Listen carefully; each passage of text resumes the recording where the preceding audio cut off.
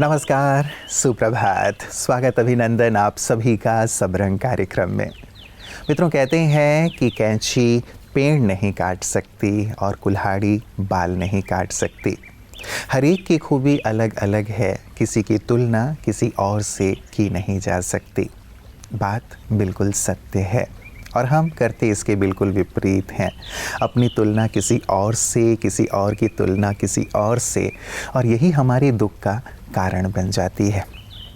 मित्रों, इस संसार में हर एक व्यक्ति यूनिक है, हर एक की अपनी एक अलग विशेषता है, एक अलग खासियत है। यदि उस खासियत के साथ हम उन्हें देखते हैं, उन्हें अपने अंदर धारण करने का प्रयास करते हैं और साथ ही अपने अंदर की जो विशेषता है, खासियत है, उसे और भी ज़्यादा विकसित करने का प्रयास करते हैं, तो जीवन में खुशहाली रहती है। हर एक व्यक्ति अमूल्य है और अमूल्य व्यक्ति एक दूसरे को यदि सम्मान देते हैं, एक दूसरे से सीखते चलते हैं, तो डिस्टर्बेंस नहीं होती, लेकिन प्यार का ही माहौल बना रहता है। तो आए एक दूसरे की खूबियों की महिमा करें, तुलना न करते हुए एक दूसरे को आगे बढ़ाते चलें। इसी में जीवन का सुंदर सार है, इसी में जीवन का सुंदर आनंद है। तो आइए इस सुंदर गहरी बात के साथ चलते हैं आज के सुंदर सुवाक्य की ओर। ओम शांति। कहते हैं क्रोध आए तो थोड़ा रुक जाना, गलती हो जाए तो थोड़ा झुक जाना। बस यही दो तरीके हैं रिश्तों को बचाने के, क्योंकि रिश्ते अपने आप नहीं टूटते। हमारे भीतर का अहंकार, अज्ञानता ही उन्हें तोड़ देता है। इसलिए यदि जीवन में जब रिश्ते रूपी मोती टूटकर बिखरने लगे तो थोड़ा झुक जाना चाहिए, क्योंकि कम खाने से कभी कोई बीमार नहीं पड़ता, गम खाने से कभी किसी का तिरस्कार नहीं होता। मनुष्य का गौरव लघुता से बढ़ता है। थोड़ा झुक जाने से रिश्तों में तनाव नहीं होता। आचार्य वेदांत तीर्थ ने भी कहा है कि विनम्रता जहाँ विद्या का प्रतिफल है, वहीं सुखों का आधार भी है। जो व्यक्ति जीवन में सदा सुखी रहना चाहता है, उसे विनम्र होना ही पड़ेगा। इसलिए जीवन में नम्रता के इस अमूल्य गुण को अपनाएं और अपने रिश्तों को बचाएं। ओम शांति। मित्रों, जिसे जीना आता है वो बिना किसी सुविधा के भी अपने आप को खुश रखता है, और जिसे जीना नहीं आता वो हर प्रकार की सुविधाओं के बीच रहते हुए भी दुखी ही रहता है। वास्तव में आर्ट ऑफ लिविंग, जीवन जीने की कला, एक बहुत ही महत्वपूर्ण सी कला है मित्रों, जो हमें ये सिखाती है कि कैसे अपने जीवन में हम हमेशा ही प्रसन्न रहें। चीज़ें हर प्रकार की हमारे पास हो सकती हैं, लेकिन मन ही यदि खुश नहीं है तो उन चीज़ों का कोई मूल्य नहीं है। और चीज़ें भले ही कम हों, भले ही जीवन में परिस्थितियां हों, लेकिन मन हल्का और आनंदित हो तो उन बातों से सहज ही व्यक्ति पार हो जाता है। तो हम भी तमाम असुविधाओं के बीच ये कला ज़रूर सीखते चलें कि कुछ भी हो, हमें प्रसन्न रहना है, हल्के रहना है, खुश रहना है। और जब ये हमारे जीवन में आ जाता है तो बाधाएं भी दूर हो जाती हैं, तन और मन की बीमारियां भी दूर हो जाती हैं। तो आप संपूर्ण स्वस्थ रहें। इन्हीं मंगल कामनाओं के साथ आइए चलते हैं अपने अगले सेगमेंट, आपकी सेहत आपके हाथ की ओर। ओम शांति। तो आपके डॉक्टर ने आपको मैमोग्राम के लिए कहा है। नर्वस हैं क्योंकि कैंसर ना आ जाए? ऐसा नहीं सोचे, क्योंकि मैमोग्राम स्क्रीनिंग के लिए भी कराते हैं और डायग्नोसिस के लिए। स्क्रीनिंग यानी आपको कोई लक्षण नहीं है, लेकिन आपकी उम्र जो है वो 45 के पार हो रही है, या 40 to 45 के हैं, लेकिन आपके डॉक्टर को ऐसा लगता है कि आपको मैमोग्राम के लिए जाना चाहिए। तो जब हम स्क्रीनिंग मैमोग्राम के लिए जा रहे हैं तो सबसे पहले तो हम अपने मन को संकल्प दें कि हमें तो कोई लक्षण भी नहीं है, तो हमारा नॉर्मल आएगा। दूसरा, डायग्नोस्टिक मैमोग्राम, ये तब कराया जाता है जब आपके डॉक्टर को लगे कि कोई गांठ है, उसको वो देखना चाहता है। तो डायग्नोस्टिक मैमोग्राम के बाद यदि कोई गांठ आता है तो फिर उसको बायोप्सी के लिए यदि हम भेजते हैं तो दो बात होंगी, या तो उसमें कैंसर आएगा या उसमें नहीं आएगा। जब उसमें कैंसर आ जाए फिर हम क्या करें? देखिए, अनुभव ये कहता है, स्टडीज़ भी कहती हैं कि जहाँ जीने की चाह होती है, जहाँ लक्ष्य होता है, वहाँ राह निकल आती है। तो ट्रीटमेंट तो चल ही रहा है, ट्रीटमेंट तो आपके डॉक्टर आपका कर ही रहे हैं और बेस्ट कर रहे हैं, लेकिन उस समय आपको क्या करना है? आपको जीने की चाह को बहुत स्ट्रॉन्ग करना है। जीवन में कोई ऐसा लक्ष्य बनाइए, कोई ऐसा सपना देखें, या कोई सपना रहा हो जो अधूरा हो, उसे पूरा करने के लिए मुझे जीना है, ये संकल्प दीजिए।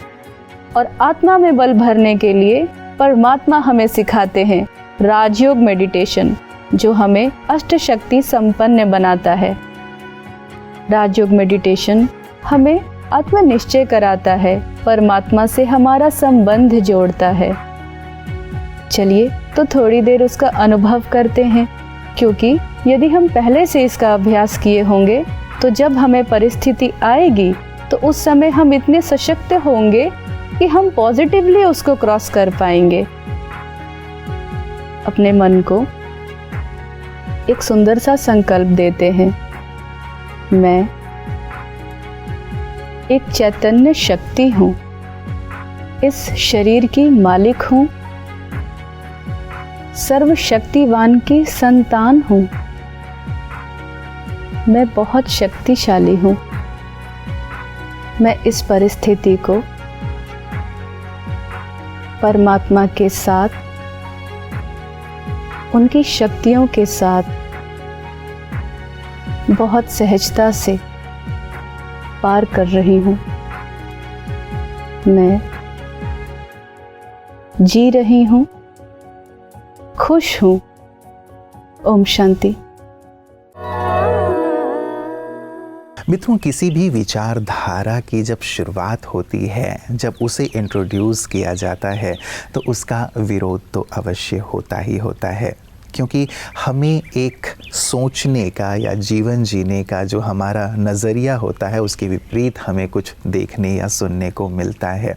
भले ही वो सत्य ही क्यों ना हो, भले ही वो श्रेष्ठता की ओर ले चलने वाला ही क्यों ना हो, लेकिन हम अपने कंफर्ट जोन में ही रहना पसंद करते हैं, इसीलिए शायद उस चीज़ को स्वीकार नहीं कर पाते।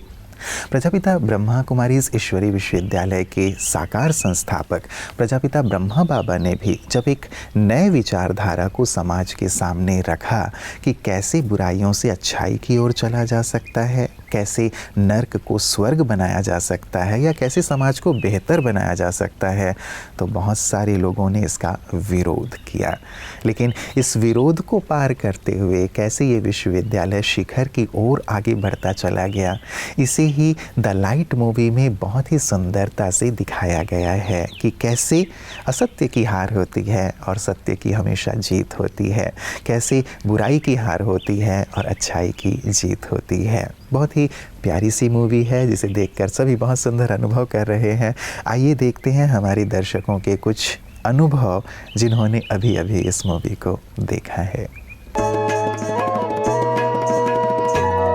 द लाइट सिर्फ एक फिल्म नहीं, यह एक आध्यात्मिक अनुभव है जो आपको आत्म अन्वेषण की ओर ले जाता है।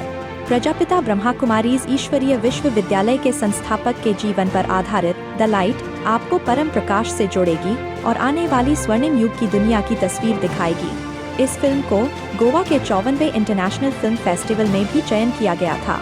दरअसल पूरे ही भारत भर में यह फिल्म दर्शकों को दिखाया जा रहा है, जिसके रिव्यूज की श्रृंखला आपको दिखाई जा रही है। इसका जो टाइटल है द लाइट, वो हर इंसान के अंदर एक छिपा हुआ है, उसको उजागर आप लोगों ने करने का जो प्रयास कर रहे हैं। निसंदेह मुझे उम्मीद है कि आने वाले समय में जितना भी करप्शन और लोगों के मन में जितना भी दुख ये सब जो भरा हुआ है, इसको दूर करने का जो आप एक प्रयास कर रहे हैं, मुझे पूरी उम्मीद है कि आने वाला समय जरूर इसका लाभ उठाएगा।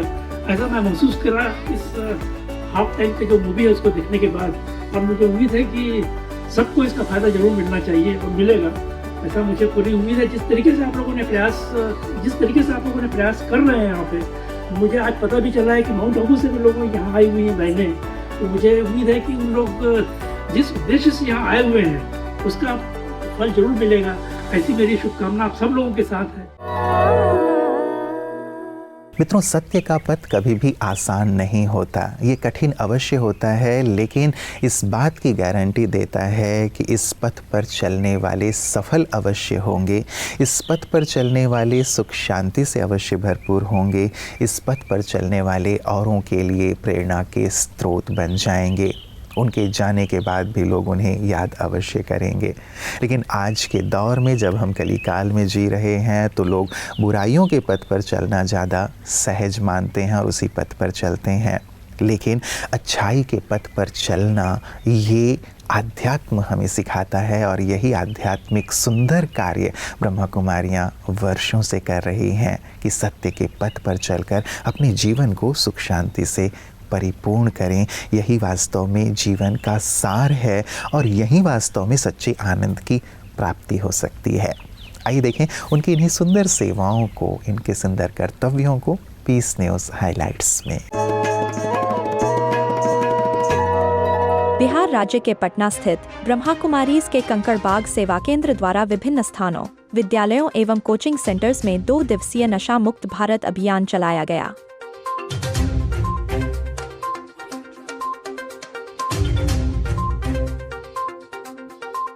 इस अभियान के तहत पी.के. राजीव भाई ने नशे से मुक्त होने के उपाय बताते हुए सभी से दृढ़ प्रतिज्ञा करवाई और विभिन्न एक्टिविटीज के माध्यम से सभी विद्यार्थियों का उमंग उत्साह भी बढ़वाया।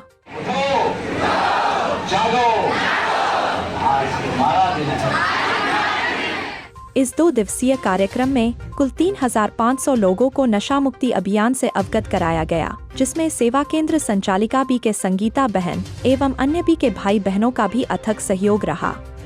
अंत में महानुभावों को संस्था की ओर से ईश्वरीय सौगात भी भेंट की गई। मित्रों, चलते चलते एक और बहुत प्यारी सी बात कहते हैं कि व्यर्थ का खर्चा जीवन की व्यवस्था को खराब कर देता है और व्यर्थ की चर्चा मन की अवस्था को खराब कर देता है। एक लाइन है मित्रों, लेकिन इसमें कितनी गहराई समाई हुई है कि हम कुछ भी व्यर्थ ना करें, ना वो व्यर्थ का खर्चा हो ताकि जीवन की व्यवस्था हमारी बिगड़े, और ना ही व्यर्थ की चर्चा हो ताकि हमारी मन की अवस्था और दूसरों की मन की अवस्था खराब हो। जीवन इतना अमूल्य है, समय इतना अमूल्य है, हमें अपने जीवन में कितना कुछ करना है, कितना कुछ प्राप्त करना है, संसार को कितना कुछ देना है, और इतना कुछ जो करने वाले हैं, क्या उनके पास व्यर्थ के लिए समय हो सकता है? विचार कीजिएगा। आप सभी अपने जीवन को अमूल्य बनाने वाले हैं और समाज के लिए भी बहुत ही अमूल्य हैं, तो क्यों ना अपने समय को, संकल्प को, अपनी जो भी शक्तियां हैं उन्हें समर्थ में लगाएं ताकि जीवन भी समर्थ हो और समाज भी श्रेष्ठ बने। गहराई से विचार कीजिएगा। कल पुनः इसी वक्त आप सबसे मुलाकात होगी। नमस्कार। ओम शांति।